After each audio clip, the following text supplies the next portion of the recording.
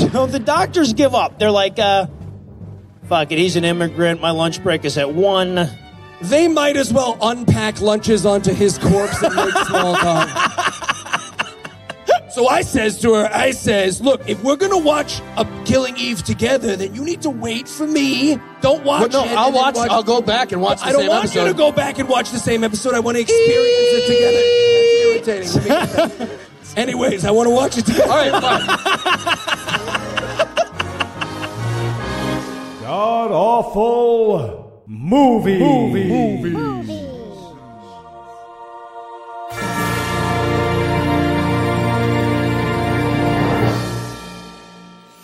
Welcome back to the Gamcast, where each week we sample another selection from Christian cinema so that you don't have to. That's right, we have watched 192 Christian movies, all so that the atheist... Oh, thank you. Yeah, no, if anything deserves applause.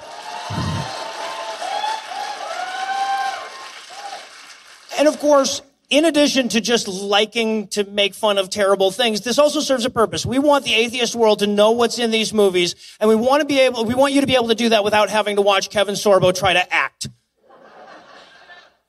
And of course, I am Noah Lugeons, and also joining me today will be my good friend from stage left. Please give a warm round of applause for Heath Enright.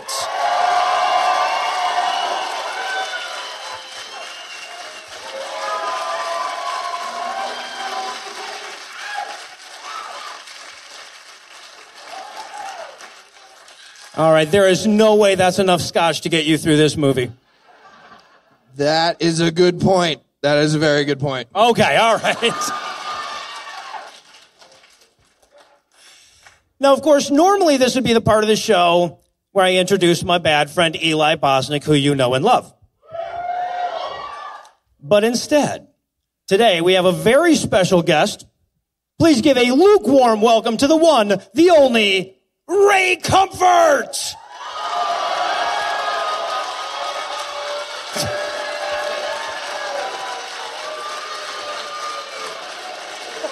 That's right, atheists, it's me, Ray Comfort, your ultimate enemy, who you all are very aware of who I am, with your nightmare. The banana! Okay, I have to know, what the hell is it with you and bananas? Oh, well, you see, it's because it's shaped... No, I don't mean that one. I mean that one right there. I was keeping that one warm for Kirk Cameron. Are you a good person? Out of curiosity, how long is your wife going to let you keep that mustache? 0 seconds after the show is over. Anna's got a razor right now. She says, you're going to shave that off during intermission. He says, we said there's not going to be an intermission. She says, there will be an intermission. If a third of the way through the show, a woman runs up and starts to shave my face, just let it happen. All right, so without further ado, tell us, Heath, what will we be breaking down today? We watched Thoughts, Prayers, and Doctors, also known as Breakthrough. It's the story of God killing a child and then being like, you know what? Control Z. This time. It's undo the right thing. Yeah. And Eli, how bad was this movie? Well, if you love Jesus and you hate all the children that God doesn't save, you will love this movie. It's Schindler's List, except the guy with the sniper rifle's the good guy. Well, and he misses once. He misses once. Yeah, when the lady makes it. All right, so write Schindler's List. He has a Schindler's List joke minimum, actually, at live shows. Apologies. Should have warned you about that, too. Okay, so is there anything you guys want to nominate this one for being the best at being the worst at? Yeah, I'm going to say best worst antagonist, which I think is medicine. Yes, it is. I think the bad guy is medicine. Yeah, it's pretty rough. So I was going to go with best worst bitch. And I know that sounds bad, but like, the script makes it very obvious in this movie. It's based on a true story. And the script makes it very obvious that the woman that it's based on is a horrible, horrible person that everyone hates. Except they got this spectacularly charming and empathetic actress to play her. Oh, she's the best. Oh, yeah, she's it took awesome. me out of it so much. Right, but then the script requires that she's a horrible person. So everyone keeps walking up to this incredibly nice person and saying, stop being a bitch.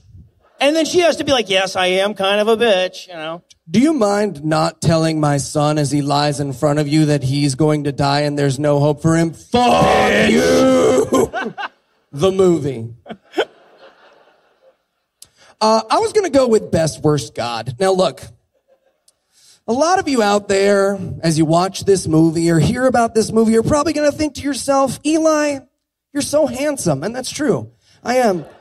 But you're also going to think, isn't this just a happy story about a family who saw a miraculous recovery? And that's because, unlike you, we looked up how many children under the age of 11 die every single day, minute, and hour. Now, this movie is 2 hours long, which means that 2,250 children died while we watched this movie and didn't get saved by God. And that's obviously a very hard number to visualize, so we brought visual aids. To represent Christians, we have dum-dums. So that would be a great job getting these all cut there. Wait, there's more. Hold on. We've got this. There we go. Wait. And we're almost there. Hold on. Dead kids aren't going to fit. There we go. Oh, is there more? Oh, okay. Yeah, one more. Gotcha. So that would be about this many. So this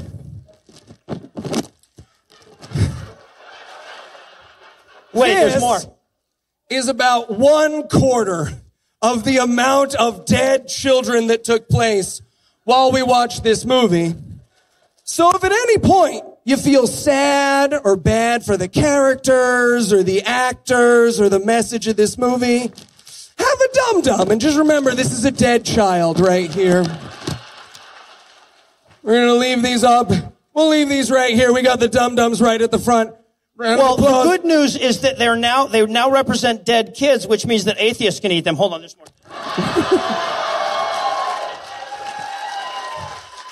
Guys, there are like 5 more bags of dum-dums back here. And that's a quarter. This bit is not going to last another 4 minutes.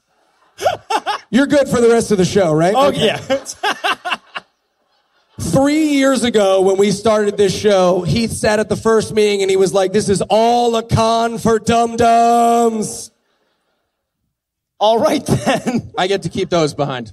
Yeah, no, those ones are yours. These ones we can give to the audience. All right, the good news is there will be snacks. But right now, considering how much bullshit we've got to get our way through, we're going to have to take a quick break. But when we come back, we'll dive into all the frigid waters of Breakthrough.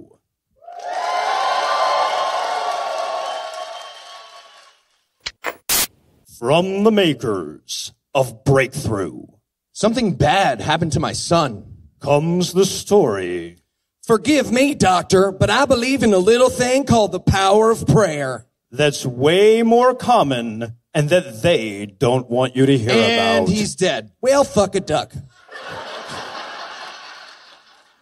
This summer, very much broken. So, Mexican food? Yeah, absolutely. Love Mexican food. Nice. Sweet. All right, so we're back for the breakdown. Now, this movie just came out, so we actually had to go see this one in theaters. I landed on Wednesday night, went immediately to the theater with Heath to go see this thing, which means that we got to mingle with actual Christians in their natural environment. Kentucky? Yeah, exactly.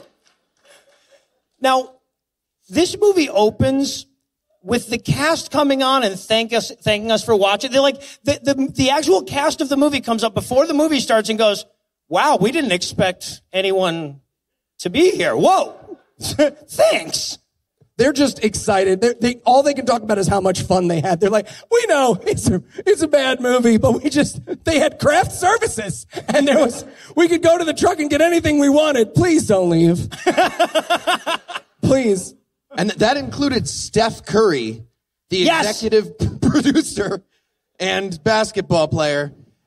Yeah, Steph Curry was the EP on this. Yep. And it was like Steph Curry product placement. It was so like a bartender might as well have like slid Steph Curry, like pulled him out of an ice tub, slid him down a bar to somebody like, ka-chack, Steph Curry. Yeah, so dumb. All right, so this movie opens, it tries to open artsy. It's about a kid who drowns and then comes back to life. So we open on a kid in basketball shorts. He's soaking wet. He isn't struggling. I can tell Eli's loving this movie already. That laugh was divided exactly among people who know our shows and people Yes. who are going to leave. Just walking out of the theater, they laid dum-dums on the tall one, and then the little one said something about a wet boy. I just wanted to meet Matt Dillahunty, and they all got it weird. They said it was a comedy night, and they didn't smash no watermelons. We'll smash a banana for you before it's all over. All right, and then also, by the way, this comes up and says based on a true story. The words true and story should have had asterisks and didn't. This is based on an annoying woman yelling at someone until they're like, fine, I'll make your fucking movie.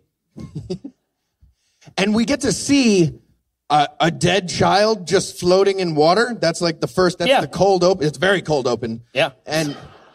And it was like the Nirvana cover, the Nevermind cover. Right, with a 14-year-old. But like a sequel to that. Just like still reaching for that dollar. Yeah, like a dead kid reaching for $1 sums up this movie perfectly, actually.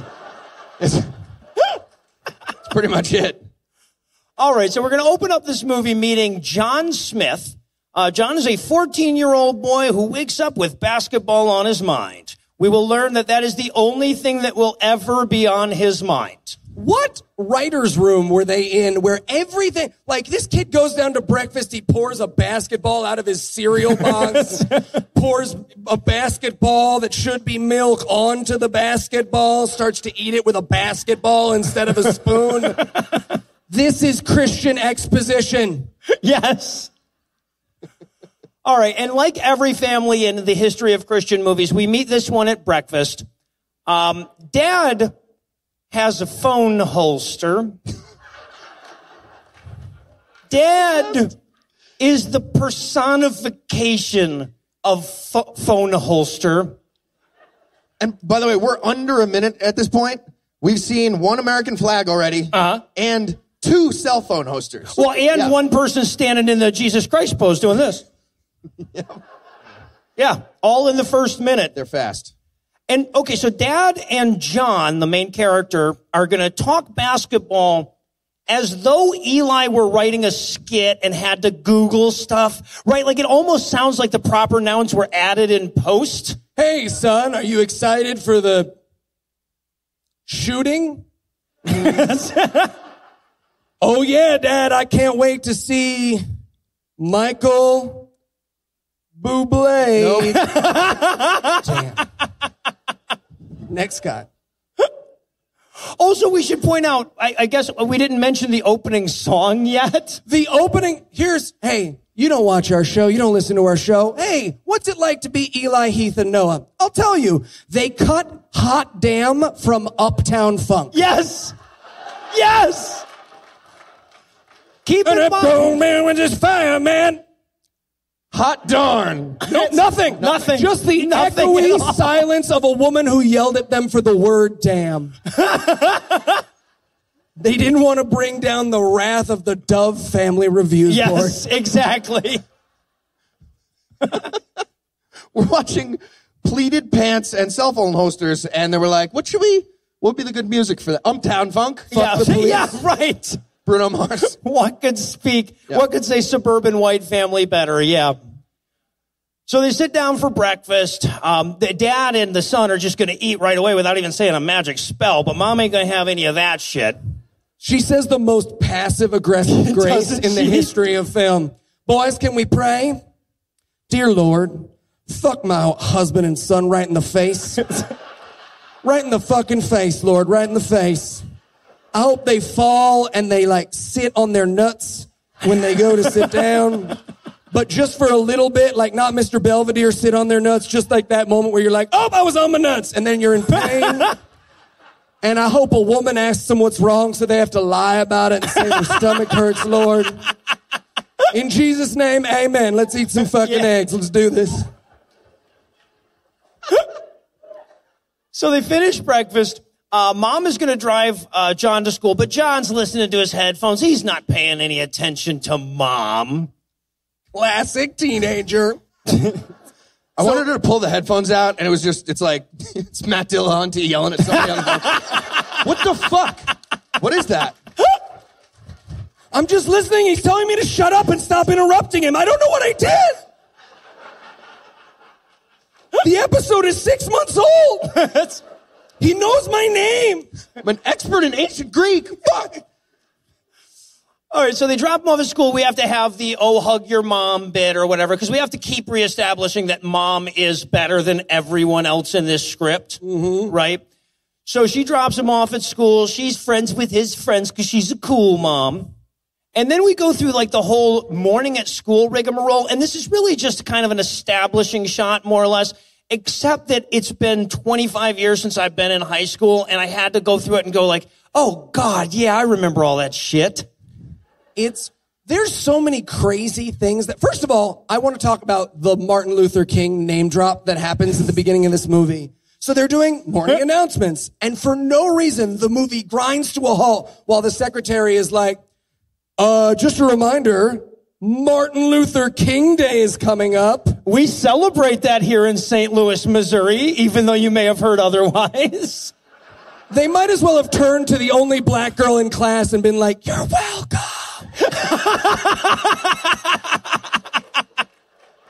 Yeah, and I should point out, by the way, this school...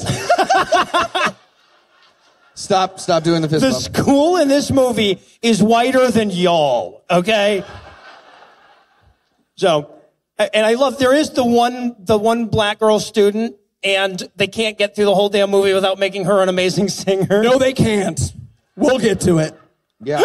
And they're doing the family tree. Yeah, the oral family history reports, yes. Right. And the people who made this movie thought they nailed race relations in America right here. Didn't they? And it's rough. They're like, white people, for example, Kimberly, equals Mayflower. We white people brought the laws of Moses to America for the God of the universe. Equally important, Shayla, black people, like Shayla, equals jazz music. Jazz music! We are not making that up. During the family history report, they turn to the only African-American girl in class. They pause. You see them go, jazz music, everybody! If she had pulled out a saxophone and just been like, boop, boop, boop, Yeah, right. boop, boop, I'm getting a SAG card for this. Boop, boop, boop, boop, No, boop. the title of the assignment might as well have been All Lives Matter, yeah.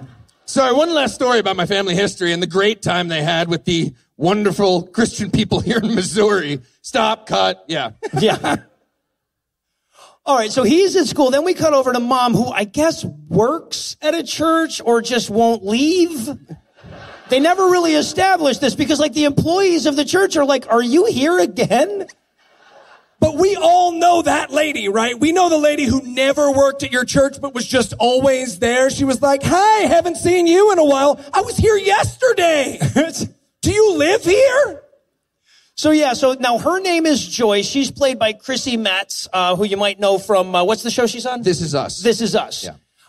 So they were daring us to make jokes about her weight. We're not going We're to. not We're gonna. way classier. Nice than that, guys. try, movie. Oh, make fun of Chrissy Metz. She's a gem. She's a talented gem. That's all I have to say about her. And it's now. a real shame because if she was a little thinner, she could be in any movie she wants. But no, she has to be in this piece of shit. as good an actor as she is. So she's holding Women's Christian Book Club meeting. And I love this line because they needed her to be saying something when Topher Grace's character walks in the room. So she says, I read this book. It says that you should pray boldly. What does it mean to y'all to pray boldly? And quick before they have to actually tackle the fact that that's absolute nonsense, Topher Grace walks in and says, I'm in the scene now. I wanted a woman to answer that so badly. Be like, actually, I do have an answer. Hurrah! Hurrah! Hurrah! Is it that? No? Okay. That's how I pray. And I always get what I pray for. Next time you miss prayer, just walk over to whatever you want and make that noise. 50-50 shot, you get it.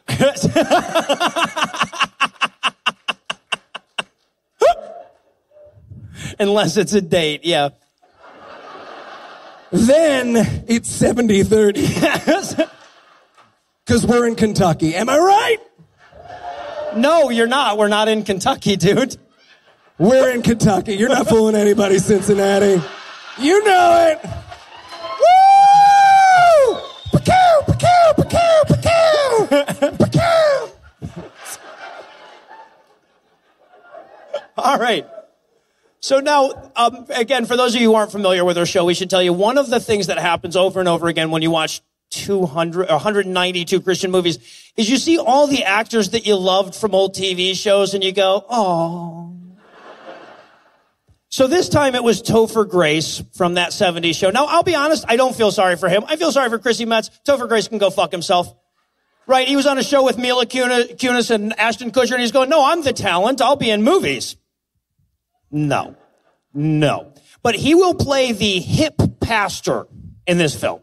Like as a bad guy. Yeah, right. Yeah. The bad guy in this movie is hair gel. Like, secondary villain is Topher Grace's hair gel. Yeah. And how much this mom hates it. And if in case you're thinking to yourself, wait, these guys must be miscommunicating. The plot of this movie at the beginning is not that she doesn't like the new minister because he has a modern haircut. You're wrong! You should have listened to our podcast! That's what the movie's about for an hour. It literally is. It literally is that he's a hip, cool pastor that wants to do rock and roll, and she's an old-fashioned Christian. Yep. He's like, all right, Bible nerds, I'm going to go look at a fossil and campaign for Mayor Pete. And he leaves. Mayor Pete, right? Yeah. All right. So, yeah. More applause than he normally gets in his home state. So, yeah. Yeah. All right. So now another trope of Christian moviedom that we've become very familiar with is what we call bad sportsing. This movie, I have to say, had probably the best sportsing in the history of Christian cinema. This was amazing. They played a good 30 seconds of basketball. Nobody got physically injured trying to do it. They made some baskets without edits. Yeah. It didn't devolve into terrified improv of sporting motions that don't exist. Nobody hit anything with a bat. It was amazing. Hopscotch. All right, you got this. Basketball. What do you... No, all right, just do baseball. What? Are you balancing something on your football? Can you do football? Are you naked? You know what? Naked swimming football. We're going to end it on that. That's perfect. All right. Perfect. All right. No, that bit'll kill on the podcast, though, guys. That's just for you. Oh, how was AACon? Got to see naked swimming football. Boom! You guys want to see a backflip? Ready? Watch.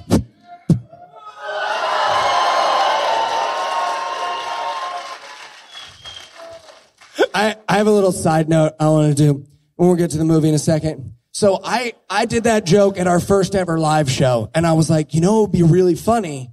I should learn how to do a backflip so that someday I can make that joke and actually do a backflip. And then no one will know. It'll be so funny. It's a great idea. So I went to a local gymnastics parlor. What do they call those? And I went to the Boy, do we know how this is going to end.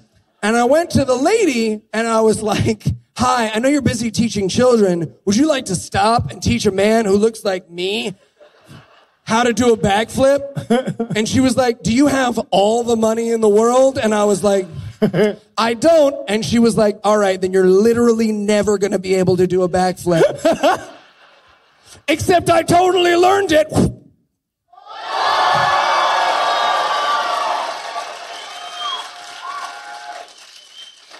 Rod Serling, everybody. Twilight Zone? Come on. So you are, I just want to say you're actually the only one of the three of us that can't do a backflip. So, Do a backflip? I will. Heath.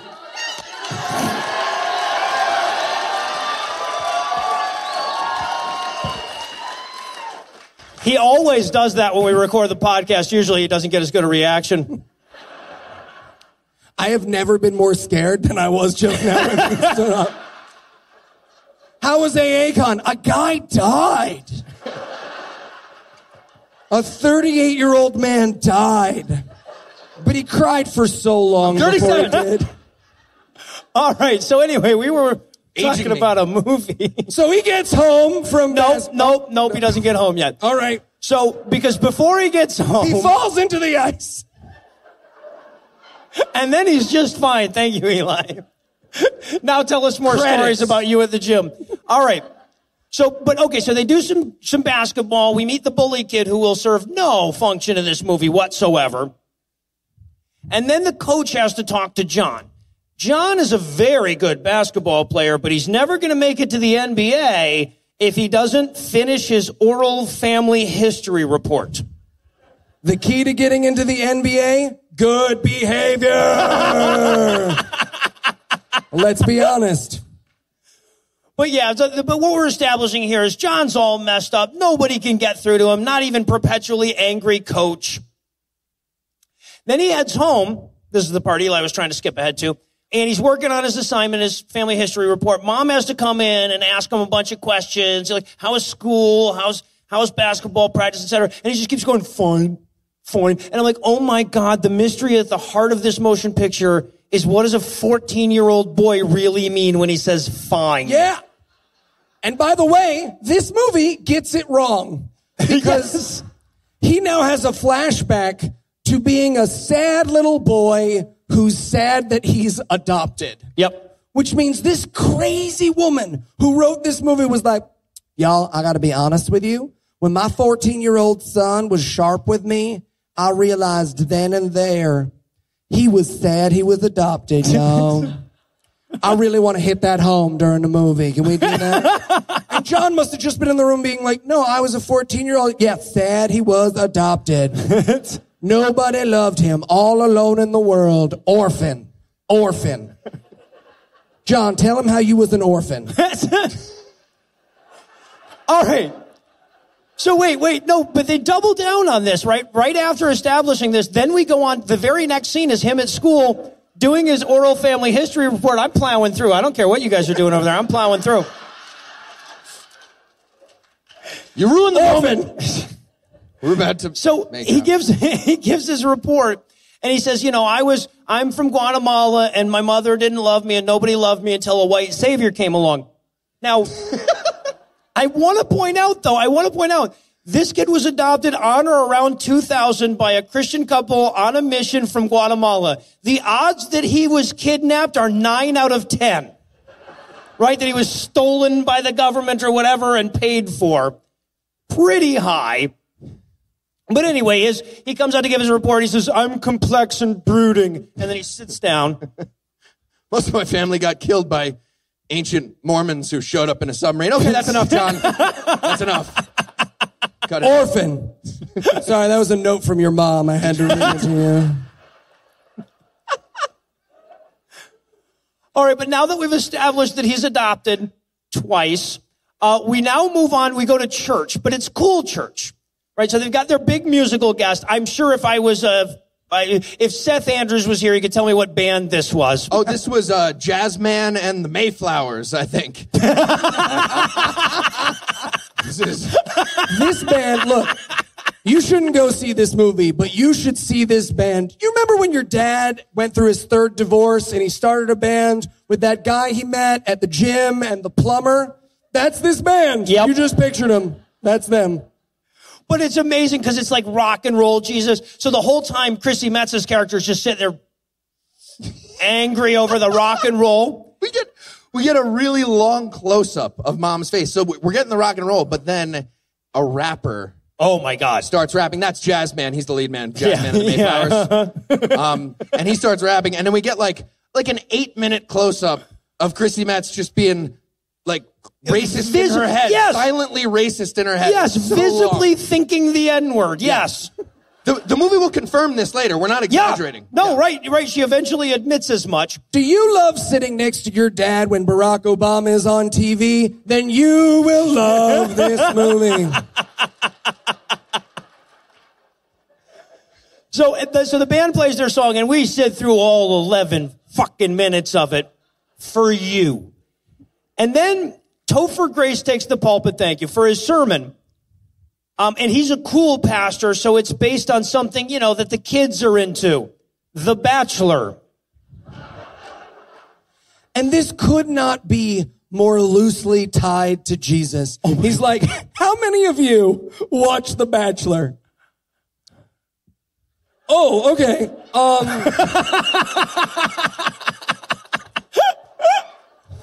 I got it. It's fine. It's fine. Do you want us Jesus. No, I got it. We got to play another song? Orphan. Jesus is like The Bachelor because he wants a hand job in the hot tub.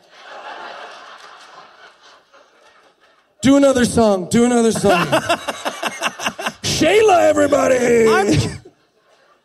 I'm literally trying my best. I'm writing in my notes as I'm watching this. I'm trying to translate this. I'm like, Jesus is like one of the ladies on The Bachelor, and we're like The Bachelor because Jesus wants us to fuck him. I don't know. I really don't. But he gives his little Bachelor sermon, and then on the way out, right, like he's doing the whole thing where they thank everybody for coming, and he's got his whole family there, and he's like, hey, look how white we are, 1.7 children, it's great. And then, like, John, the main character kid, walks through, and he's being broody and complex as he is wont to do. But Topher Grace breaks him down a little bit. He's like, yeah, this kid's pretty good at basketball. I hear he's lit. Hate crime. That line was a hate crime. The first 4 takes were him trying to use the N-word with John and him being like, no, man, cut again. Sorry. Orphan. No. My orphan. Oh, God. All right. So now we cut to a basketball game, and not a moment too soon. And John is playing some basketball. He's good, but he's greedy, right? He won't pass the ball. Yeah, right. That's the important thing that we take away. And he wouldn't pass the ball to the racist kid from earlier. The bully kid that called him essay. Yeah, the bully kid who called him a slur. So, like, it was like the coach getting mad at this point, being like, cooperate with the racist when we tell you this movie is... Yeah. Also St. Louis. Or they'll shoot you. Yeah, you get it. It gets worse. He sees the racist kid from earlier, doesn't pass to him. There's a teammate in a hood. He doesn't pass to him. He turns and there's just Mitch McConnell standing there wide open. Oh, it's stuck in your neck. Mitch McConnell breaks the backboard, hangs off of it, 2-eyeing everyone. All right, so... Yeah, no, this visual humor's killing it on the podcast, man. Keep it going. They should have been here. All right, so... That's true. All right, so John's leaving. He's mean to his coach. He's mean to his parents. He's going over to his buddies. And honestly, they're playing this kid as such a dick. I'm rooting for the ice at this point. He calls his dad Brian. Oh, that is... If I called my father Jeff, he'd be in jail right now for whatever happened next. Yeah. Like, just pulling a hidden toothpick out of a bagel he was about to hand me. I am going to slowly pass this through your tongue. Don't make noise. I'm starting over. I'll fucking do it. I look like Hellraiser by the end of it. All right, so he goes over to his buddy's house for a sleepover, and wouldn't you know it, they're all talking about how nice it is to have birth parents that love them. This is the most forced conversation. Oh my God. It's so good. Hey, dude, this video game's pretty good. But you know what's better than PlayStation 2? What's that? Having parents. Oh, right? Oh, my biological parents, biological orphan, wanted me so much. What? Look at this picture of them wanting me, like, right away. Like, biological parents right away wanted me, right in this picture. I just loved being common to a lady who likes me. Right? Now you talk, orphan. That's always how we kick things over to Noah, by the way. It just works for this movie. Normally I cut it out, yeah. All right, so they have some fun in their sleepover. Then they go out to like have a good time. And this is how terrible these child actors are. They need a montage of 14-year-olds just being 14-year-olds. They fuck it up like 4 times. So when you were 14, did you ever do a snow basketball parkour interpretive dance montage? That's what I did. Strangely enough, no. That's what they do. So they're running around having some fun. Then one kid comes up with a great idea. He's like, hey, let's jump up and down on the ice. And everybody's like, yay, ice jumping. And they test the ice at this point. This is the best. They pick up a rock, maybe this big. Yes. And they were like, yeah, it's good. It's absolutely we weigh the same as they They'll hold. hold us. Perfect. Jump on the ice. So they go running around on the ice, and then there's a guy in a restaurant, right, that sees him on the ice. He runs out, and he's like, hey, kids, get off the ice. And they're like, or what? And he's like, or Act 1 will end. What the hell do you think? And so, sure enough, all 3 of them fall through the ice. But John, yeah, right, ooh. Yep. Who could have seen that coming? Mysterious ways. This happened to me in real life, by the way, so maybe it's not mysterious. I don't know. Maybe Happened God to me knew. too. Yeah. But what didn't happen to me is that as I was struggling my way out of the ice, none of my friends kicked me in the face. This is the best. Well, what's so good? What's so good is the kid's supposed to like accidentally kick him as he's climbing out of the ice, but the kid's terrible, so the kid's like, This movie is way too racially charged for that moment. Let me tell you right now. A third of my notes for the rest of this movie is, when is that kid going to admit to have done the hate crime? And by the way, getting kicked, I don't know if you guys know, are there any scientists out there? They can confirm this. A couple of scientists, I saw some hands. So confirm this or not, when you get kicked in the face, your density increases sharply. You become plutonium. Okay, that's the Right agreed. to the bottom. Yeah. yeah, right. So he sinks. So then the first responders spring into action. The dispatcher's like, hey, we've got 3 kids that crashed through the ice. One of them's Mexican, and this is St. Louis, so don't shoot him. Okay. Are they main characters, or are they just... Well, one of them is the main character. Yeah, no, you better get the hell out. Is he Jewish, or... No, he's an orphan. All right. Which type of orphan? We're on the way. Sorry. They're just sitting there in the truck. Okay, let's go get it. We need a wall. So, all right. So the fire... It's a caravan of these orphans. So the fire truck pulls up, and the guys get out, and I'm sure this is a thing that they actually use for finding people that have broken through the ice, but it's really weird if you're not familiar with it. Is it?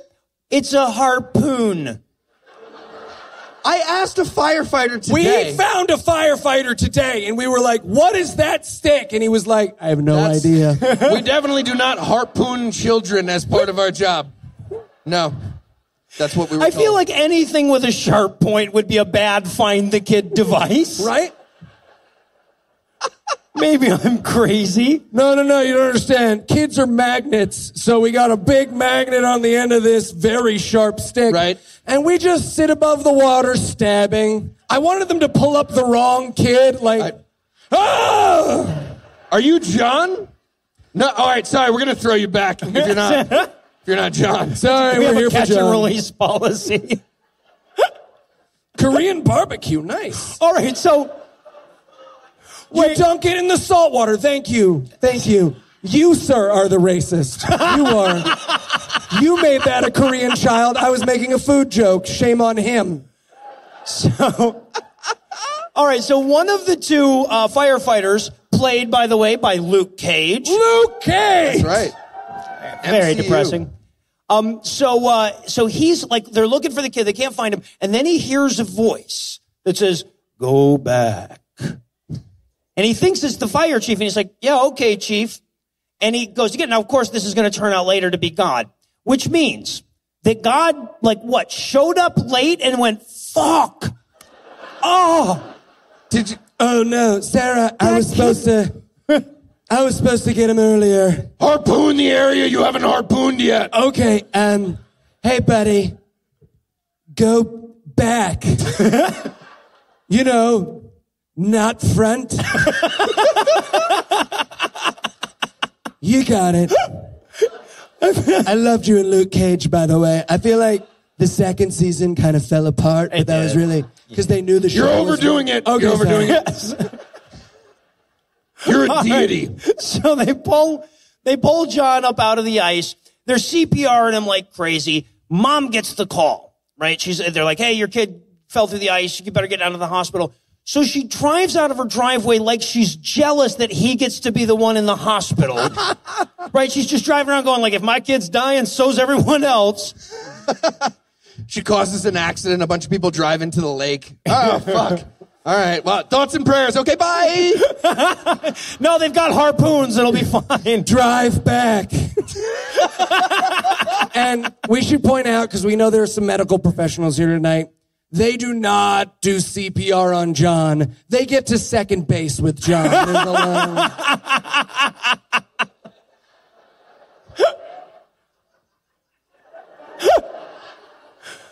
For the listening audience at home, Eli's getting to second base with himself. Tremolo style.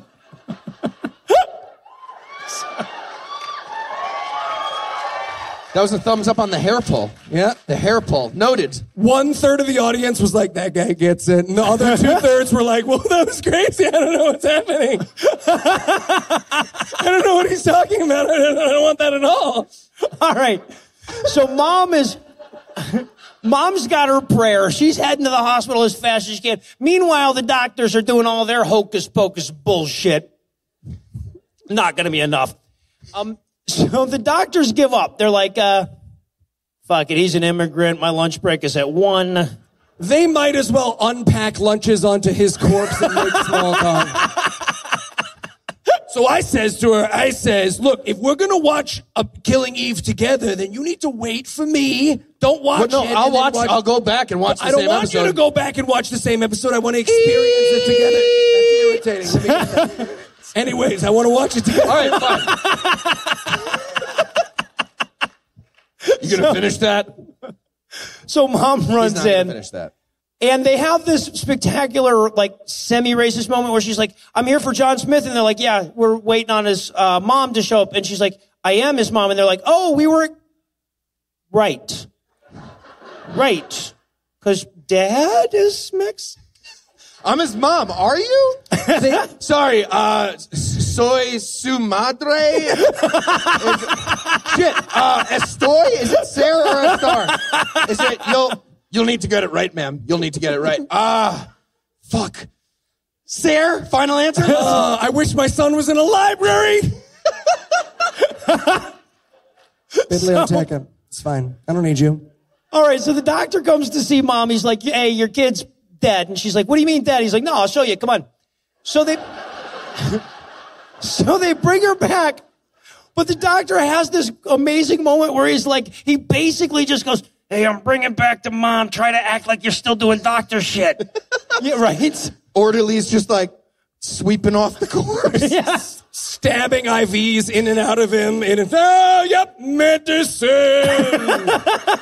Pushing a sandwich into his mouth. Oh, look at him. He loves it. Nom, nom, nom, nom, nom.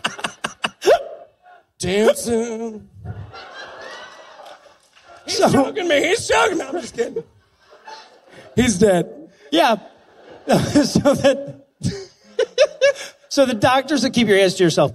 So the doctor says, Your kid's dead. We did everything we could. Take as long as you want to say goodbye.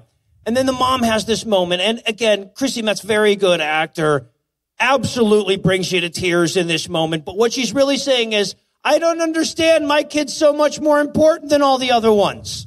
Right? She's a good enough actor to bring a tear to your eye, but that's what she's saying. There's like an evil problem here. Like an entire problem of evil, I guess you could say. I would call it a whole... We'll come up with it. I'm going to pray away the lack of oxygen. There you go. That's a reference to our show. That wasn't a weird boo that guy just did. Someone jingled keys just now, and a third of the audience were like, stop interrupting the comedy! They're going to squish the banana! All right. So mom tries a variety of magic words and spells, and eventually she hits on the right one that unkills John. Dear God of hemoglobin, really need you to ramp it up. Really need you. Holy shit, he's got a pulse. Yep. Sorry, and also just quick thing. Dear regular God, you probably heard that. Sorry I went over your head with the hemoglobin guy. Science was over your head. It makes me sound dumb. Okay, so now there's this moment. So, okay, they've got to airlift him to another hospital because just in the next town over is the best drowning guy in the world. I'm sorry. St. Louis, Missouri has the best blank guy in nothing. Yes. False. Yes. No. He is the foremost expert in drowning. I wanted so badly for them to flash cut over to him and just be like, yeah, that got drowned.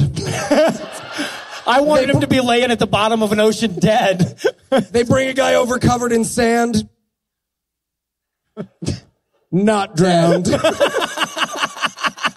Bring over a guy on fire.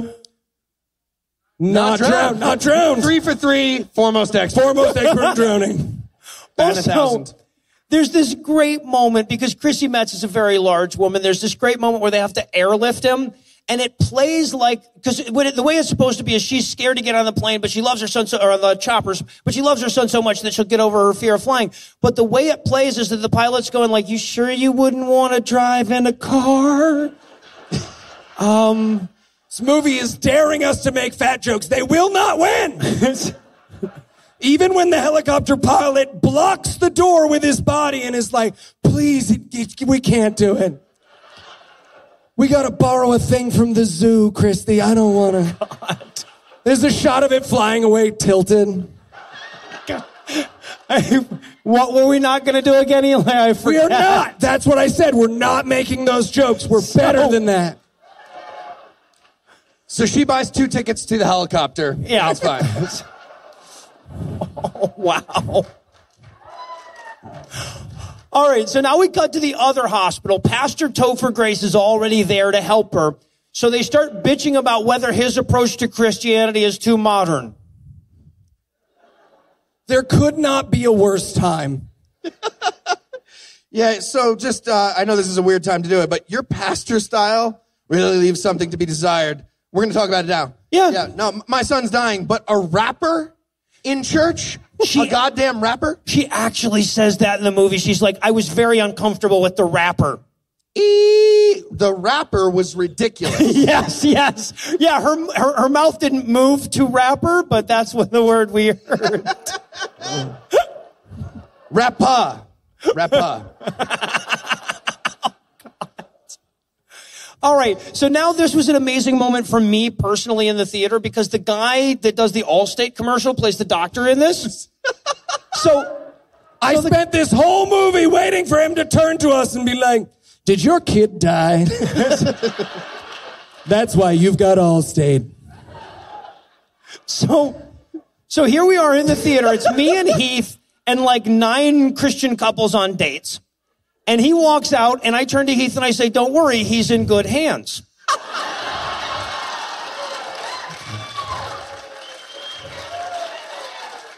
And the lady got in trouble. The lady right behind me laughed and was mad at me because she laughed for the rest of the fucking night. It's not an appropriate time to be making jokes. Used up my laugh for the year. Are you laying across 4 seats still? Yeah, I am. And that was funny. So the doctor comes, he's the foremost expert in drowning, I guess. He says, all right, so I have good news for you. Your son, if he survives, will have severe mental retardation, but don't worry, he won't survive. His brain's all like iced up and shit.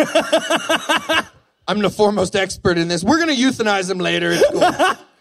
I'm an atheist. But it's okay. She explains to him that her son is a fighter, and I wanted so badly in one of these Christian movies for the doctor to just be like, oh, shit, he's a fighter? I was just kind of coasting, but yeah, I'm gonna try now. Yeah, I'll ramp it up. Didn't realize I was doing emergency medical treatment on a fighter. Yes. Why am I even here? Here, you take the coat. There are 11 times in this movie where I want a doctor to do that to her. Oh, here, you got the stethoscope and the coat. You go. You know better than I do. Because, yeah, this is when the mom gives the doctor a quick pep talk. She says, you're the best in the world at what you do. He's like, I work in Missouri. I do have a Nobel Prize in drowning. But it is Missouri. So, all right, so we cut over to the waiting room for a minute just to see how many people love John and have come to help take care of him. And then we head home with so the first doctor to give up on him, the non-Allstate guy doctor, is coming home to his family. This guy's daughter, follow me here, this doctor's daughter is John's crush from school, right? So he gets home, and the little girl runs out, and she's like, oh, I heard that John had an accident. Is he okay? And he's like, he isn't dead. And she goes, so he's going to survive? And the doctor's like, oh, no, whoa. You're misquoting here. No, honey, you really don't understand Daddy's job. I work in an emergency room, okay? None of them are okay. None of them. If it's not a Jewish mom just freaking out over nothing, none of them are okay, honey. Don't look away. Orphan.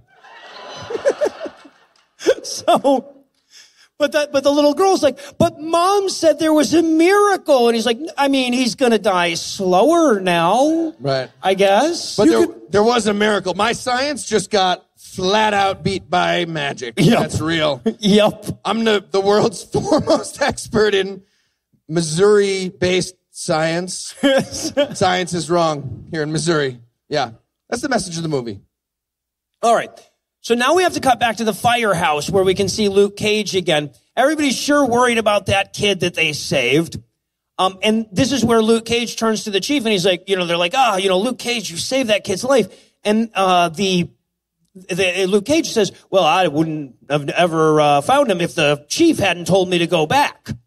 And the chief's like, I didn't say that. And he's like, wait, does that mean I'm some kind of firefighter prophet?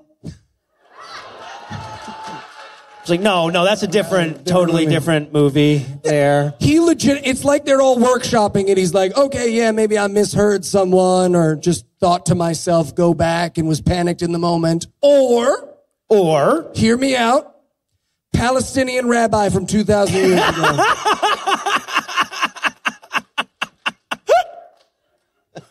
I feel like God could have been more specific. He could have said, no, to the left. Getting warmer. So now we get a quick sad. Or not killed the child. Well, there was a lot of options. A lot of various options. You're a god.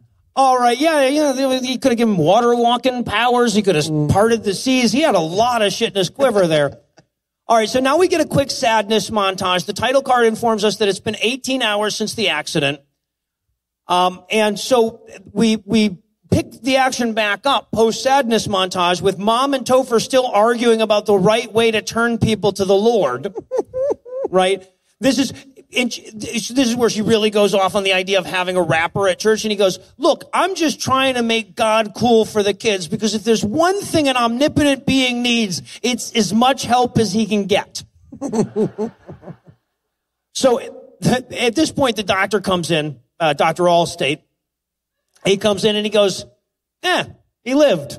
Now you're going to make a fucking movie about this, aren't you?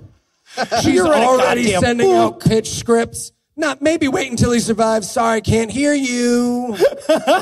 The orphan that lived longer. The orphan that lived even longer than that. And then he's like, great magic lady, by the way. I got to admit, great magic. Just quick question. Why aren't you you're an evil wizardess who can do that. Why don't you help all our other patients? Right. You're in a hospital right now. You could just be going room to room. That's the best alt take on this movie ever. They just bring her into another room with a dead body. All right, come on, for science. Yes. I passed out. Credits.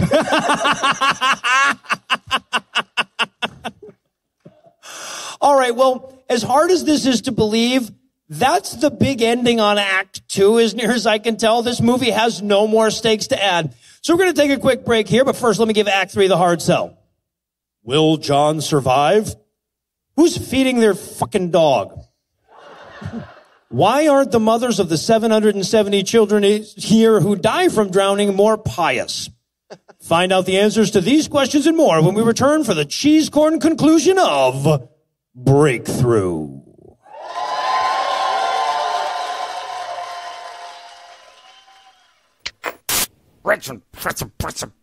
Hey, Noah, what's the matter? It's this computer, man. Building a website is impossible. Well, why don't you just try Wix.com? What's Wix.com? It's the easiest and best way to make your idea a reality. Wait, is that the thing you started, like the soap petting zoo? Okay, first of all, that was a great idea until it rained. No, it really wasn't. Second of all, no, this is not my idea. Over 140 million people use Wix for their website. You can start and publish for free. They have over 500 awesome templates to choose from. And if drag and drop is too much for you, they have an awesome website builder tool. Okay, but who do I drag and where do I drop them? I don't know the... Exactly. So whether you're planning to build a website to prank the skeptic of the year, looking to start your business, or just planting the first clue in an elaborate scavenger hunt that you've been interweaving into your podcast for the last 5 years, you can get started now by going to Wix.com. That's Wix.com/podcast to get 10% off. Wix.com/podcast. All right, I'll give that a try. Good thinking. All right, now, I'm sorry, what did you say about the scavenger hunt? Don't worry about it. No, I'm worried about it, though. Don't. Please don't. So I think the best thing we can do Excuse me, doctor. Oh, very sorry, ma'am. We didn't realize that you were there. Well, I am. And from this forward moment, there will be no negative talk in front of my son. No talk of death or dying. My son is a fighter. And he is going to recover. No talk of word. Okay, I don't know how we're... Okay, fine. 2 days later. My baby! Oh, he's fighting less hard now. Yep. Seems like he is in a lifetime out. Oh, good, yeah. Okay, doctor, I understand. He's life challenged. Yep. Life.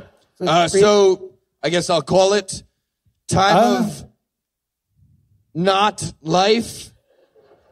2:37 a.m. Yeah, got it. You guys did great. He's an orphan. Fuck you. And we're back for more of this shit. When we last by all means.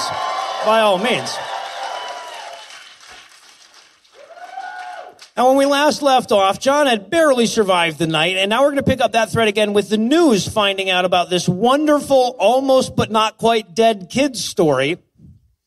The newscaster is like, hi, I'm a newscaster. A kid fell through the ice, and they did a bunch of that doctor bullshit, total waste of time, but then... his mom showed up and prayed. Back to you, other real journalists. Yes.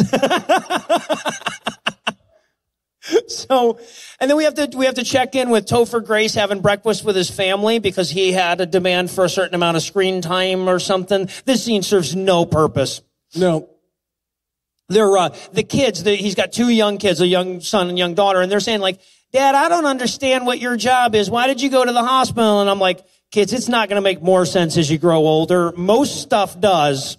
This is not one of those things. Let me explain. Dad had a hard time in high school, right? But girls weren't interested anyway, and so I just thought, all right, Pastor, why not? And it all sort of flew out of control, and I met your mom, and she really sunk her hooks in, son. I mean, sunk her hooks in. And then she was pregnant, and we were married, and I just woke up one morning lying to people about a 6,000-year-old book made up of old morality tales. So I went to the hospital for some PR, and it's not working out.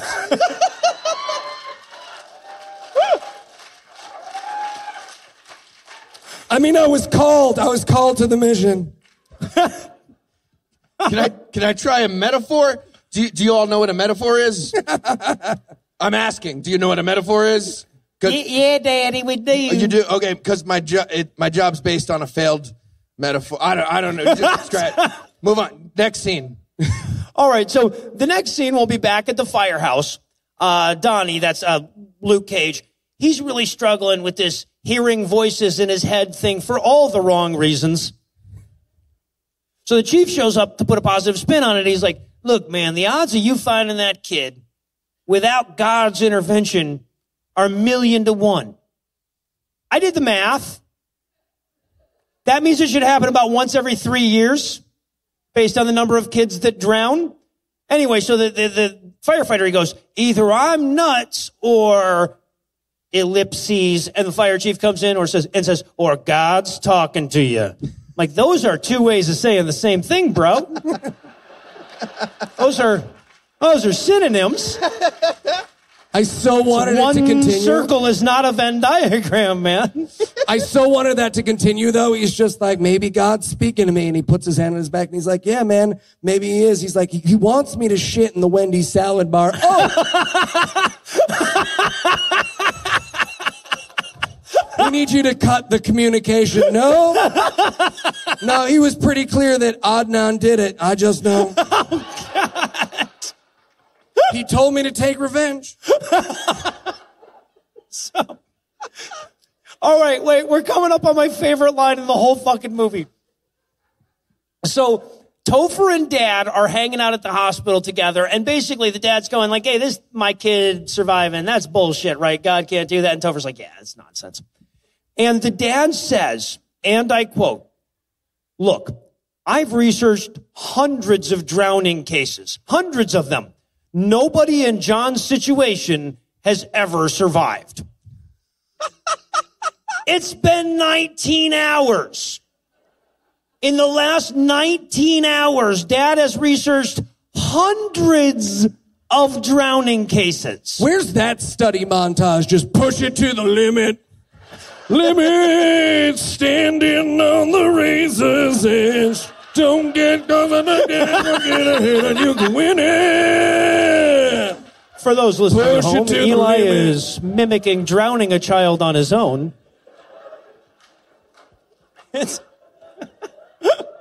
I want to know how that research went so bad.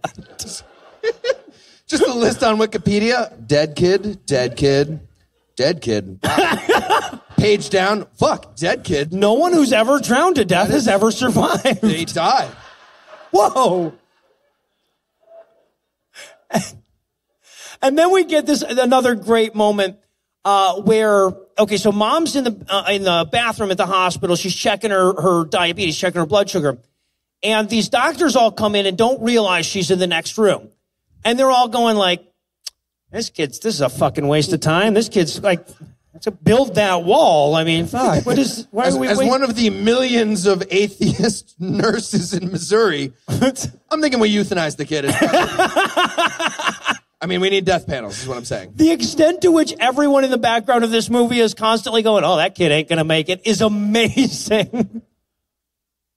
All right, so she comes out of the bathroom and rips them a new one. This is, we alluded to it in the interstitial skit. This is where she says that they will speak no negative words around her son. Sorry, I'm thinking we unlife the kid. But again, this is the insidious message in this movie, right? Because this message tells you over and over again, if the doctors tell you your kid's gonna die, you tell them how to do their damn jobs. Right? That is the message over and over again. And of course, buried within that message is, if your kid is almost dead and the doctors tell you he's going to die and then he goes ahead and dies, it's your fault. Right? That's the other insidious message that underpins this entire thing. Yeah. If you're a doctor or a nurse or an EMT or any kind of rescue worker, this movie just made your job hell for like 3 months. 3 months, you're going to get side tackled by some lady. Unbreakable! Or what's the movie called? Breakthroughs! I will anoint him with oils. Just trying to put an oxygen mask on the kid. She's sitting there. I saw this in a movie. All right, so she heads home to get her insulin for a minute so that she can walk around the house being sad. I feel like the hospital would have had some of that. It's fine.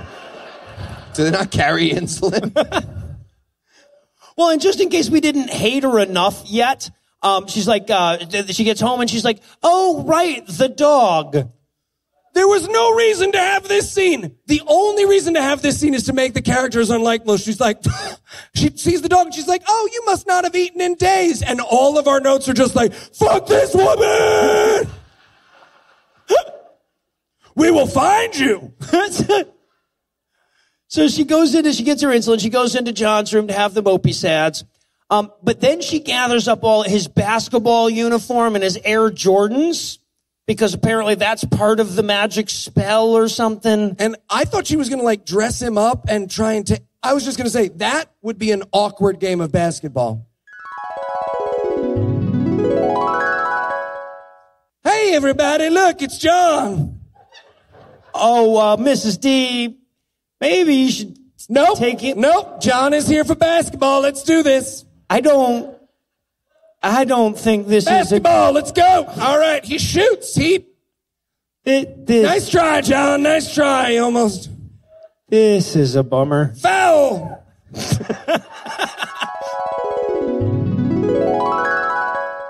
Guys, this is my job. That's stupid. Yeah, so she goes back to the hospital. She looks over John. She goes like, I brought your Jordans. I so want her to be like, well, if no one else is going to wear this Michael Jordan jersey, I guess I'll have to put it on. Sits straight out of bed. No! Oh, this is the moment where they have the hand squeezy thing? Yes. Okay. So this woman is convinced, apparently, that at some point, while her child was in a coma, he was communicating with her by squeezing her hand. Even in the movie, the doctors say, no, that just kind of happens. It's like an involuntary thing. And they're like, fuck you. What do you know? But more importantly, the movie demonstrates that it wasn't repeatable, right? They bring the doctor in the room and he's like, all right, fine, John, squeeze my hand. And she's like, go on, squeeze his hand, honey. And he doesn't do it. And he's just like, well, this is a bummer, isn't it? Squeeze 0 times if you're alive. Stay in a medical coma if your favorite basketball player is Michael Jordan. Steph Curry runs onto set. He loves Steph Curry. He loves Steph Curry. So yeah, they have the whole moment. Her and the pastor, ask him questions and he squeezes their hands or whatever. And then they have to have, of course, again, the doctor has to say, well, involuntary muscle spasms are very common with patients in a coma, but they have to make that guy evil, right? So he's like, probably a spasm. You're fat. Fuck you. God's dead. So's your kid.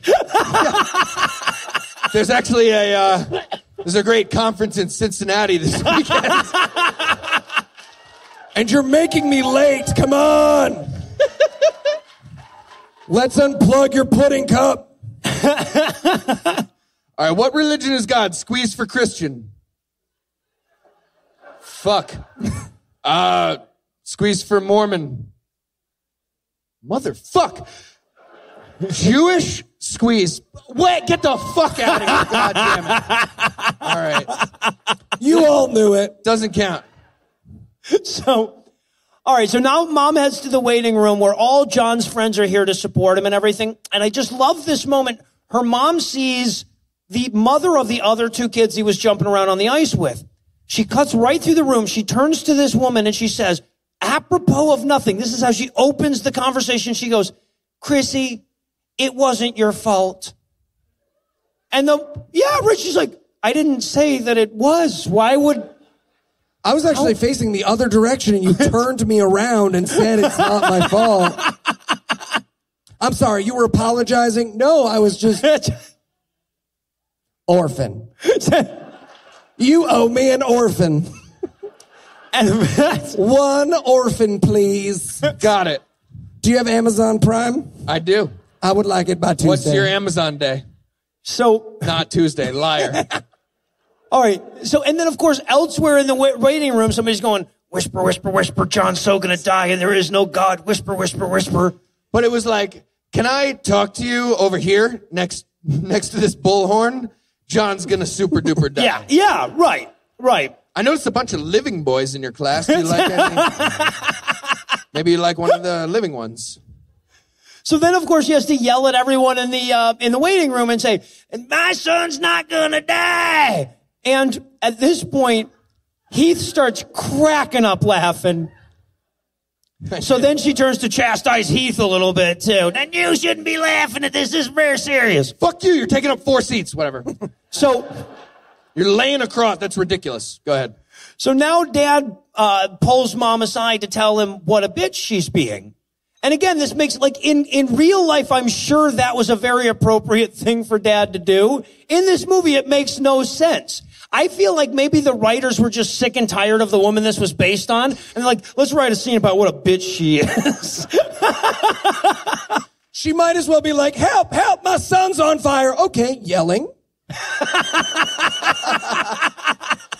All of us are perfectly calm right now.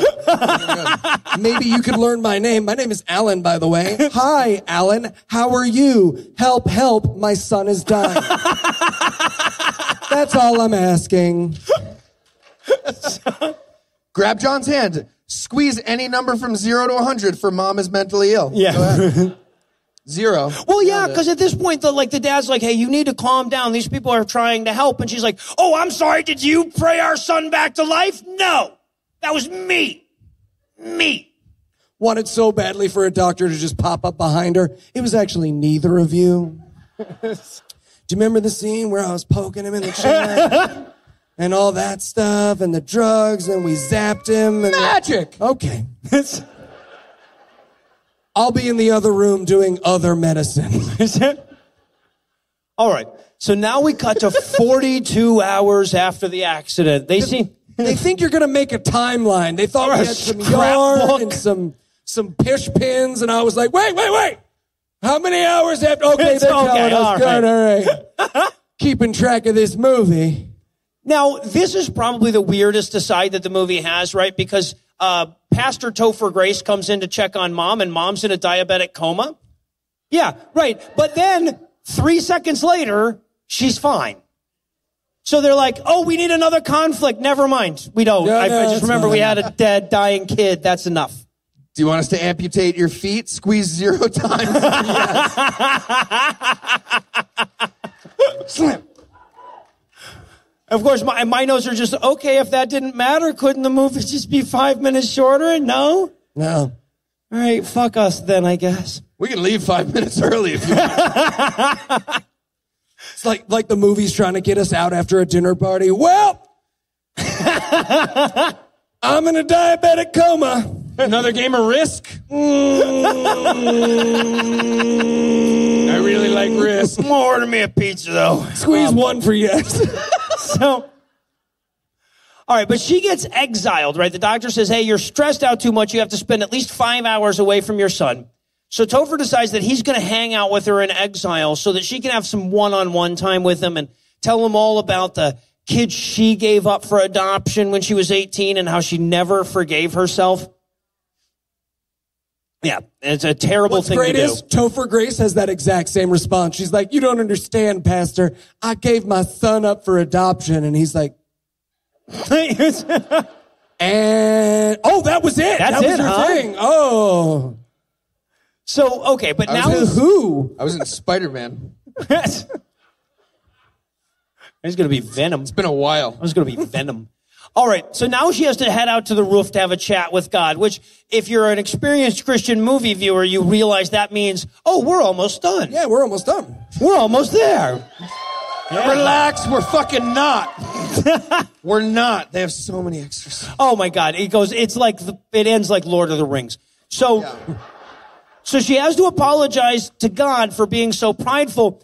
And then she says, but I surrender to you, God. And you can tell that God really was buying into her surrendering, because suddenly, out of nowhere and inexplicably, it gets windier and more snow during winter in St. Louis. And you can only imagine what that scene was like in heaven, right? Sarah, get in here. Yes, Mr. God. You see that lady down there? I drowned her kid, and she was mean to people in the hospital, but now she's surrendering to me. Nice. So you want to throw a fireball? No. What am I doing? No. I was thinking some dramatic snow. Really set the scene for surrender and purity and peace. So, armpit dandruff? Yeah, really go to town. I'll go to town. Really Just get in there. Get in there. Don't stop. Love it. Pull my hair. Twist it. Pull my hair. Eat some. Eat some. You get it. I have very dry skin. You killed the woo girls with I have very dry skin. Our whole woo section left as one. Listener at home, they all got up, they all pushed their chairs back, and they walked out making hard eye contact with Heath and shaking their heads no. All right, so now that Mom surrendered to God, she goes back down to check on her son. And the doctor says, I'm worried that the medicine that we're using is actually just making him worse. It's like science is a Ponzi scheme. So then Mom says, well, why don't you just take him off all the drugs and let God handle it? To which Dr. Allstate goes, why, that's so crazy, it just might work. Hey, good. I'm carrying the fucking team over here with my prayer. Let's do this. I so wanted a flash cut to them just flumping this sleeping kid out the window. All right. We've stopped all medical care. Oh, yeah, he's dead. Well, then be more specific next time. Orphan. But now... Well, but see, here's the thing, though. If they're going to not use any medicine, they're going to need more prayer than Mom has to offer, right? So they need to call upon all of St. Louis to pray. So they come on the news. And the newscaster says, if this child is going to survive, we'll need all of you to pray. We have a montage of people all over St. Louis praying. You got some cops beating up a black guy. They stop. Oh, wait. Hey, the local news is on. Yes. We're all watching. We all watch the local news. This is serious. It's 2014. Of course we do. And as a matter of fact, the one person, though, that we see in this montage that doesn't pray is Luke Cage.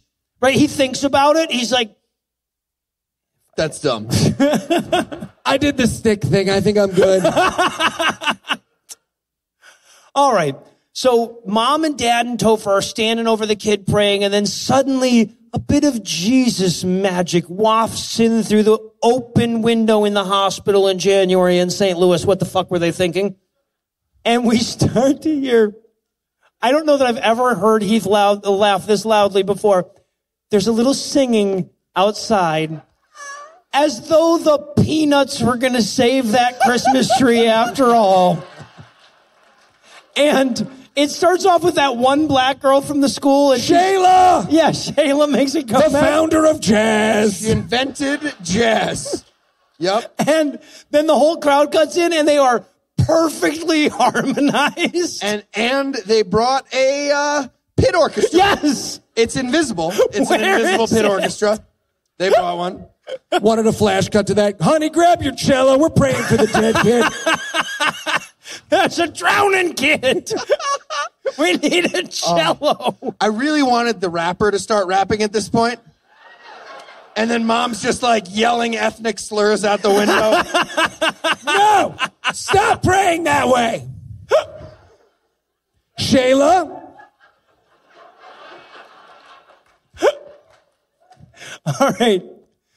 All right. There's this enormous awkward silence after they finish the song, too. And it was just like, we only practiced one song. So, bye? Yeah. So, When I had you to myself, I didn't want you. Oh, sorry. I just thought she wanted just another gonna go song. right into I it? thought she wanted another song. West Philadelphia, born and raised on the playground where I spent most of my days. I love, that's the only rap song Heath could think of.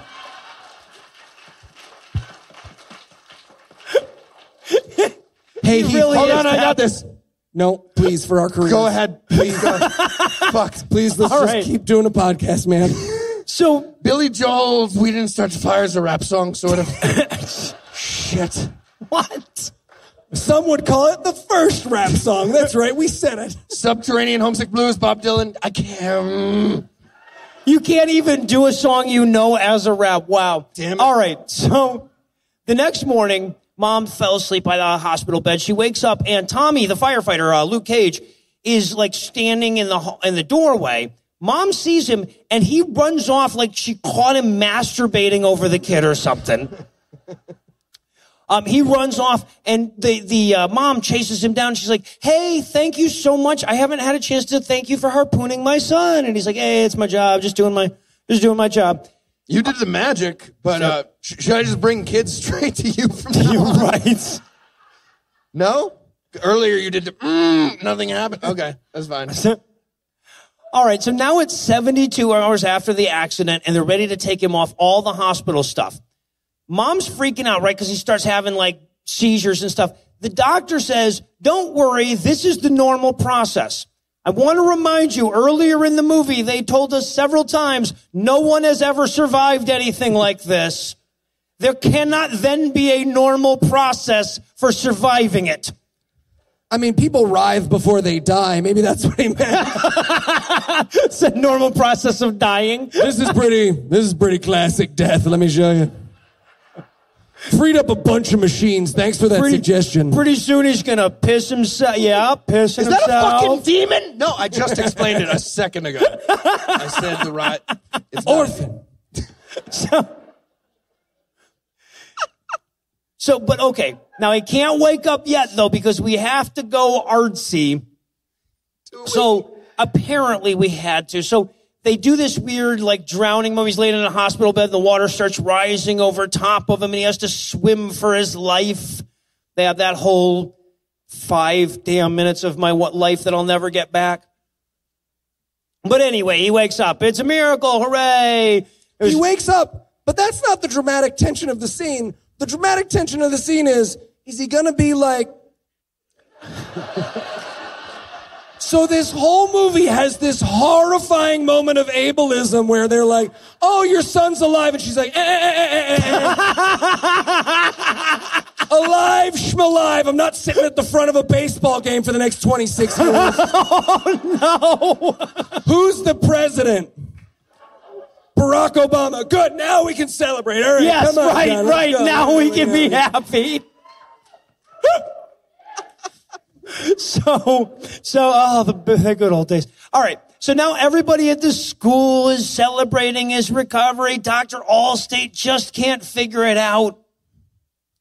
There's this amazing moment where the nurse comes in and says, "I checked. He's negative for lung bacteria." The doctor goes, "Check again." She says, "I did." Well, then it would have been better for you to say, "I checked twice, Karen."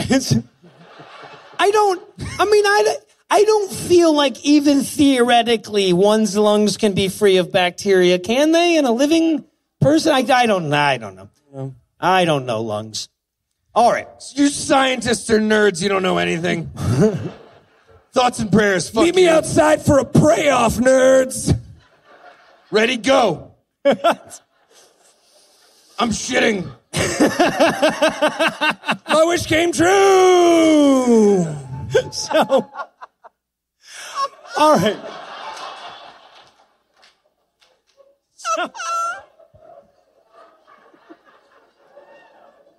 My head explodes.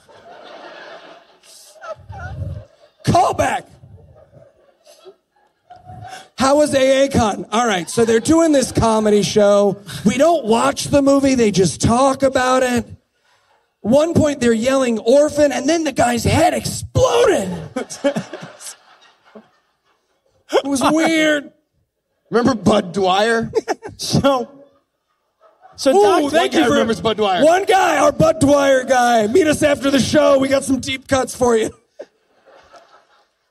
all right, so Dr. Allstate is amazed, right? Like, John is recovering too well. So he has to take Mom aside and say, look, I'm a doctor. I know all the doctor stuff. This was definitely Jesus. Yep.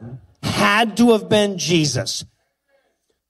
You'll remember I'm the number 1 ranked doctor. Yes. Yeah. Yeah. In Missouri. So, all right, now the whole school shows up because they're all excited that John's okay. Even his little crush is there. And at this point, all my notes are, do we have to watch him live the rest of his life now? I would like the movie to be over. Well, okay, so my favorite part of this is that, like, all the friends show up and then they part, and the little crush girl is standing in the back after the crowd parts and she walks forward. So they had to do blocking on this, right? She's like, okay, now you guys kind of fill in the middle and I will come in. I'll do a little sexy hair flip. And then that'll be your cue to split apart. So that happens. I'm 12 and sexy. I wanted them to be confused about who his crush was, and so 2 girls are standing there just like, oh, you thought it was you. But then, of course, this is a Christian movie, so they have a nice romantic side hug, right? Mm-hmm.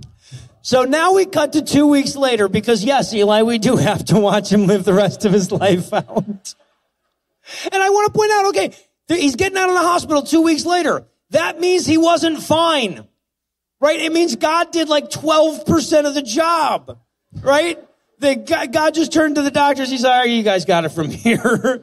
He just spent 13 more days rubbing it in. I sure am great.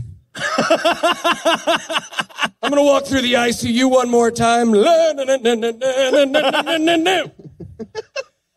at all these corpses. Now, my EMTs get it. So, I didn't make the world. You do, though. You do. You get it. all right, so now somehow this movie's still not over. We got to go back to school with him, and there's this amazing moment. Okay, this is my favorite moment in the film. So he's talking to the teacher, and he's like, she's like, I'm sure glad you're back, John. And he's like, oh, thanks, Mrs. Teacher Lady. And she's like, oh, John, just one quick thing. Yes? What's that? Why did your God kill my husband?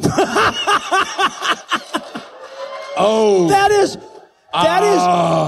this much exaggeration, okay? She said, the teacher turns to the 14-year-old boy and says, why do you think God lets some live and others die? Like, my husband died. Yeah, probably gay. I don't know. Actually, that explains a lot Like, now that you mention it. Yeah, that explains. Never mind. Just bye. You get an A. Shut up. Yeah, if you're wondering what the answer is, it's... Yeah, right. Where were those keys? Jingly keys. Yeah, jingle them keys. Yes. So, all right. So, but now he's kind of freaking out. You know, he's having his survivor's guilt and everything. So he goes to run off from school. The bully kid is waiting for him outside. I love bully kids like, hey, survivor man, what's going on, Mr. Life? I hear you're alive. You could do better than that. You're not a very good bully. Liver, chicken dinner. Doesn't even rhyme. Live cereal. Doesn't all. Nope. Mikey, he likes to live. You're really stretching it. Smile, you've got consciousness. You should beat me up. So John... I think we owe French's Mustard some money now. That's going to be a weird day with Andrew where I get upset. Do we owe French's Mustard some money? Did we make fun of French's Mustard enough when I sang their jingle? Fucking French's Mustard, am I right? There you go. Satire fixed it. Fuck you, French's Mustard. We're sponsored by Dum Dums. Dum Dums, the lollipop that knows it all goes black. Allergen free since 1902. Dum Dums, catch it. The official Why did we candy put of allergens atheism. in it before now? Someone at Dum Dums on Tuesday morning is going to be like, we came up on Google. We came up on Google. Nate, wake up. Wake up. Someone mentioned it. Oh, Mom, I wish you'd live to see this day. When your boy had a dream about an allergen-free, tasteless little lollipop. Dead child. All right. So John bikes away from school. He goes to the scene of the crime, and who should he see there but Luke fucking Cage? Now, there is supposed to be this impactful conversation that they have here, that the son and the firefighter, but the writers didn't have it in them. So it's just a lot of like, hey, thanks for saving me. And he's like, yeah, whatever. With one catch, because he puts so much pressure on this kid. He goes, yeah, I don't know why God saved you. I bet you're going to turn out to be pretty special and amazing, John. You think so? Happy 12th birthday. Yeah. Yeah, he goes, I bet God has special plans for you. He's like, no, there's a breakfast club at the close. I go into the ministry, so that's less than useless. You know what? I'm going to try to walk on this water right now. Let's do this. He just falls on his face. Oh! All right, that was on me. You only get one. You have your harpoon, right? Nope. I didn't bring the stabby stick. All right, but before we can get out of this movie altogether, we need to spend another moment at Topher's church, right? Do we? Apparently we do. So we could have left 5 minutes early, I guess. Fuck. Yeah. I hate this movie so much. Oh, it's really fucking bad. So Topher Grace is at the church, and he's like, I've got something very special for you today. One of our kids almost drowned in this church, and it saves me the trouble of doing a whole big Bachelor analogy. Yeah. This is pretty easy for me, actually. Why don't you guys just come up here and tell them all about God? I'd like to exploit this coma survivor for money right now. Yes. Starting. Yes. Now, come on up, family. Hi, everybody. These small statistical anomalies are really our bread and butter. Get on up here, John! John, we have a special surprise for you. It's everyone who didn't survive while you were in your coma. Look at all these dum-dums. Show them the baseball stadium, Rich. You have no idea what it took to get these corpses. And then, okay. So wait, there's this amazing moment. 2 walks around an ICU. So there's this amazing moment, though, where this movie almost gets it right. Right, so Topher's in the church, and he's like, John, I wanted you to meet some of the people that helped you to survive. He's like, so will all the firefighters in the crowd please stand up? And like 9 firefighters stand up. And he's like, and will all the EMTs that helped John please stand up? A bunch of EMTs stand up. And he's like, and will all the doctors at such and such hospital and all the doctors in this other hospital all stand up? And everybody stands up. And I'm like, all right, well, at least they're recognizing all the important people who played a role. He's like, now will everyone who pray also stand up? You did just as much. But there is a silver lining to this moment, which is that one guy in the church does not stand up. fucking MAGA hat. He's like, fuck that Mexican. Hero among men is center frame in this $11 million budget movie. Just couldn't be bothered. Good luck. Get her done. It was hemoglobin. Boo. Boo prayers. Hemoglobin. Give it up for hemoglobin one more time. Ooh, ooh, to God. All right, and then final scene, we have to see him playing basketball one more time so that we can learn that while he was in a coma, he learned to be a less greedy basketball player. He learned to pass Incorrectly. Incorrectly. Yes. It's so amazing. This is the final scene. They're so excited about it. It's supposed to be the big win. He passes the ball instead of shooting. But He fucking travels. very clearly. He jumps to shoot, lands.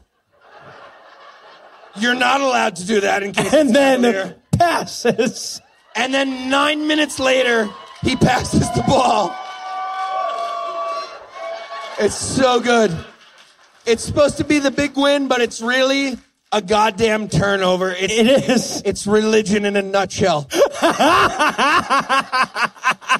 So perfect. Idiots. But I think the most important thing that we learned from this movie is that somewhere out there in Missouri, there's a diabetic lady that can pray children back to life and doesn't. So, Yes. Exactly. Exactly. Fuck this your guy kids. gets it. This Fuck guy your gets it. USA. So, okay. But now I don't want to just assume she's evil. So to close, I would like your theories on why she doesn't use that power for for good. Oh, she learned it by watching God.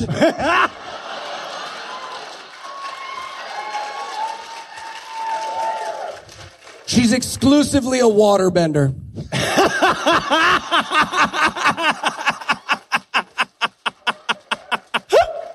And we're taking a break from the live show for just a... No, why do you sound like that? I wasn't shouting down a street preacher with a bullhorn at AA Con. You were. That's what you did, despite the video evidence. Anyway, that does it for our review of Breakthrough, but that's not going to do it for the episode just yet because we still need to entice you back for next week. So, Eli, tell us, what's on deck? Thank you, Tom Waits. We'll be watching The Fool. Oh, great, the Ray Comfort movie, the one that we had the invite to that we turned down for very good reasons. All right, so with that to look forward to, we're going to bring episode 192 to a merciful close. Once again, a huge thanks to all the Patreon donors that help make the show go. Oh, Jesus, just let me do it. You sound like Cher after she dies. If you'd like to count yourself among their ranks, you can make a per-episode donation at patreon.com/godawful and thereby earn an early access to an ad-free version of every episode. You can also help us out a ton by leaving a 5-star review on iTunes and by sharing the show on all your various social media platforms. And if you enjoyed this show, be sure to check out our sibling shows, The Scathing Atheist, Citation Needed, and The Skeptocrat, available on iTunes, Stitcher, and wherever else podcasts live. If you have questions, comments, or cinematic suggestions, you can email them to godawfulmovies@gmail.com. Legal services for this podcast are provided by the law offices of P. Andrew Torres, and you know he regrets it. Tim Robertson takes care of our social media. Our theme song was written and performed by Ryan Slotnick of Evil Giraffes on Mars. All of the music was written and performed by our audio engineer Morgan Clark and was used with permission.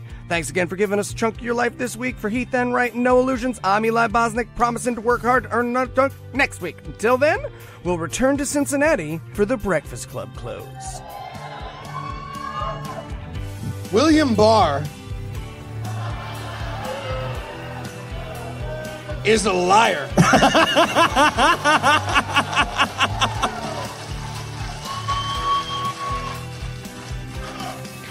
That one Christian dude that was in the elevator with me and 11 other conference attendees was extraordinarily uncomfortable. Terrified.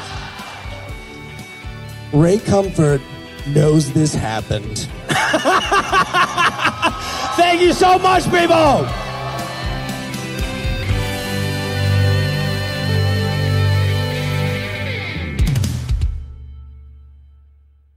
How many people saw this movie, by the way? Good. Yeah. Glad that was just a smattering of applause. I feel so. People always walk up to me before the live shows and they say, "We just watched the movie." I feel so terrible about that. It's like that is not required viewing, folks. This movie has like $10 million of profit already, I think. Oh, shut up. God, we're not even through the opening weekend. Hey, Eli, are you going to have pants on when you... Okay, good. There he is. All right. I pitched the merch. Well done. Crushed it. Did you hear? Yep. Yeah, no, they can look as good as you look right now, Eli. Yeah, it's a sad day when you look in the mirror and you're like, I'm a little fat to play Ray Comfort. Stop eating bread while your wife is asleep. This is my room for that joke. Thank you. The preceding podcast was a production of Puzzle and a Thunderstorm, LLC, copyright 2019, all rights reserved.